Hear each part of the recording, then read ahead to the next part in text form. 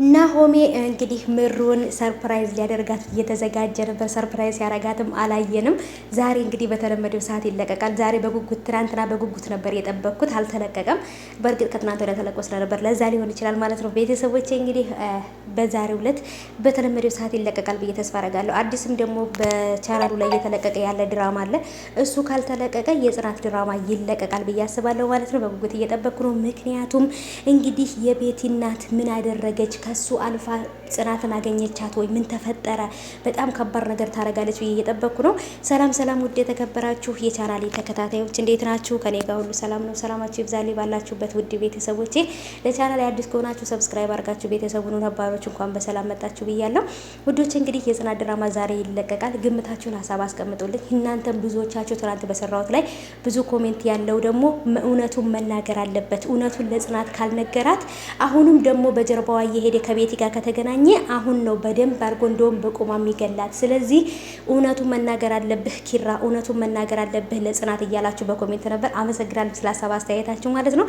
አሁንም ሀሳባችሁ አይለኝ። በደንብ አድርጎ ለጽናት መናገር አለበት። የቤቲ እናት እያገኘች ነበር፣ ደውላልኝ አግኝታኝ ነበር። እንደዚህ ነው፣ ባንተ ምክንያት ልጄ እንደዚህ ሆናለች። ስለዚህ አንተ ነህ መድኃኒቷ በላይ እያስጨነቀችኝ ነው፣ ምንድነው ማድረግ ያለብኝ ብሎ ከሷ ጋር መነጋገር አለበት። ከጽናት ጋር ሳይነጋገር በድብቅ ብዙ ነገሮችን እያደረገ ጽናትን ልቧን ሰብሮታል። አሁን ግን ድጋሚ ልቧን መስበር የለበትም። ምክንያቱም ከዚህ በኋላ ጽናት የምትቋቋምበት አቅም የላትም እውነት ለመናገርና ምክንያቱም በኪራ ብዙ ጊዜ ልቧ ተሰብሯል። አሁንም ድጋሚ ደግሞ በድጋሚ ከዚህ በኋላ ሶስተኛ እድል ሰጥታው ነበረ። ከዚህ በኋላ ግን አራተኛ አምስተኛ እድል የለም፣ አያገኝም ከዚህ በኋላ ይሄንን እድል ማለት ነው። ስለዚህ ሊጠቀምበት ይገባል ብዬ አስባለሁ። ከዚህ በኋላ ያለውን ነገር ከጽናት ጋር እየተነጋገረ መሆን አለበት ማለት ነው። ይሄም የኔ ሀሳብ ነው። እናንተ ሀሳባችሁ ይሄ ነው። ሀሳባችሁን እደግፈዋለሁ ማለት ነው። ቤተሰቦቼ ዛሬ በተለመደው ሰዓት ይለቀቃል የጽናት ድራማ። አዲስ ነገር አለ። እሱንም አዲስ ነገር ደግሞ እንግዲህ ሙሉ ቪዲዮ ስታዩት አዲሱ ነገር ምን እንደሆነ በደንብ አድርጋችሁ ታዩታላችሁ ማለት ነው። የዚህን ቻናል ደግሞ ሙሉ ድራማው እስከሚለቀቅ ድረስ ለዚህ ቻናል አዲስ ከሆናችሁ ሰብስክራይብ አድርጉልኝና ቤተሰቡኑ 11000 ገብተናል። ወደ 12000 ልንገባ ነው። በጣም ነው የማመሰግነው ቤተሰቦቼ፣ ሰብስክራይብ ስለምታደርጉኝ አመሰግናለሁኝ።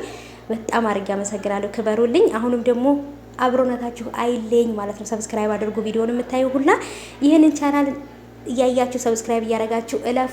ሙሉ ቪዲዮ ሲለቀቅ ደግሞ ቀጣይ ላይ ከሰዓት በኋላ እንገናኛለን ከኔ ጋር ማለት ነው። እንፈተፍታለን፣ እናሽቃብጣለን፣ እናወራለን ማለት ነው። ከኔ ጋራ ዞሮ ማሽቃበጥ ወሬ ታውቃላችሁ አያልቅብኝም ማለት ነው። እኔ ማለት ጽናት አያልቅብሽ ነኝ ማለት ነው። ሰምታችኋል።